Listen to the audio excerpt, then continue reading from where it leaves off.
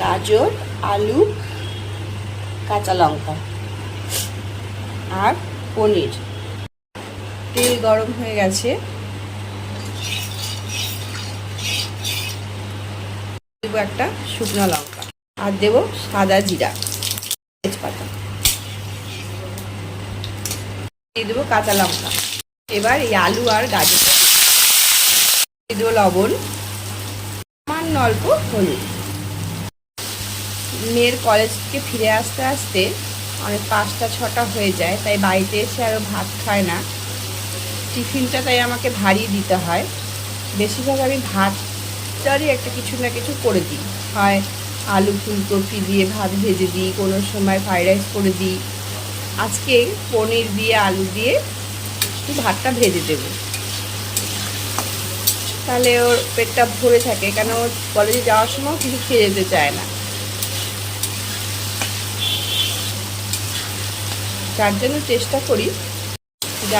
চেষ্টা করি ভাতটা দিয়ে দিতে, তাহলে কলেজে যখন টিফিন হয় তখনও ভাতটা খেয়ে নিতে পারে।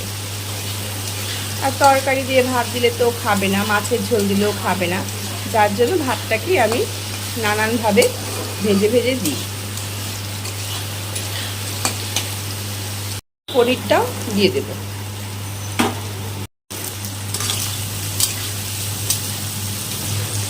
পনিরটা দিয়েও ভালো মতো ভেজে নিয়ে তারপর অল্প কিছু মশলা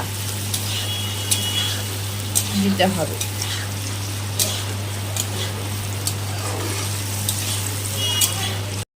বেশিরভাগ বাচ্চাই পনির খেতে খুব ভালোবাসে, পনিরটা দিলে পারে ও সবটুকু খেয়েও নেয়।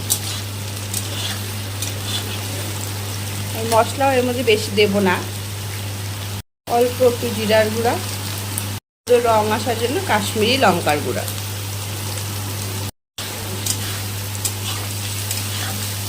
আমি চেষ্টা করি ওর খাবার বানানোর সময় এই গুড়ের চিনিটা দিয়েই রান্না করার, অল্প পরিমাণে। আর তেলটাও আমি অলিভ অয়েল ইউজ করি ওর খাবার বানানোর সময়।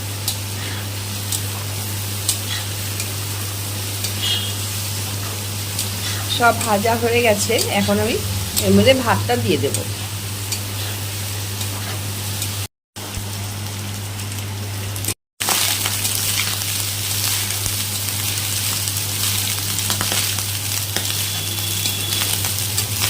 আঁচটা কিন্তু কমিয়ে নিতে হবে, আঁচটা কমিয়ে নিয়ে ভেজে নিতে হবে।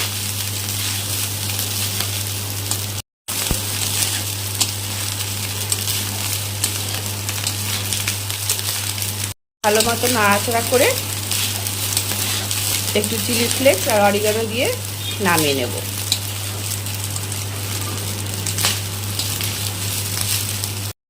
যারা ঝাল খায় না তারা চিলি ফ্লেক্স না দিলেও হবে তাদের। অরিগানো দিয়ে দিলাম, চিলি ফ্লেক্স। আমার মেয়ে যেহেতু ঝাল ঝাল ভালোবাসে, তাই আমি একটু গোলমরিচের গুঁড়ো দিয়ে দেবো। খুব ঝটপট টিফিনটা তৈরি হয়ে যায়, খালি ভাতটা একটু করে নিতে হয়।